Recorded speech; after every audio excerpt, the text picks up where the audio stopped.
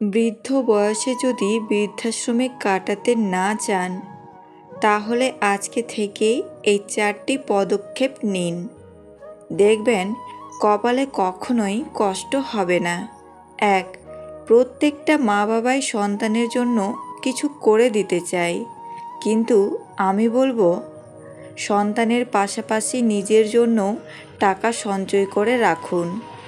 এই টাকাটা বৃদ্ধ বয়সে অনেক কাজে লাগবে। 2. বাড়িতে 2 ছেলে থাকলে 2 ছেলের মধ্যে এক ছেলেকে বেশি ভালোবাসবেন না, 2 ছেলেকেই সমান চোখে ভালোবাসবেন। না হলে একটা সময় পরে দুজনের মধ্যে বড় হিংসের কারণে মাঝখান থেকে বৃদ্ধ মা বাবাগুলো কষ্ট পেয়ে থাকে। 3.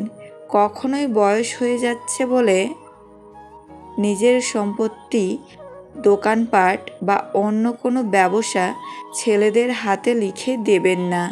ক্ষমতা সবসময় নিজের কাছে রাখুন। 4.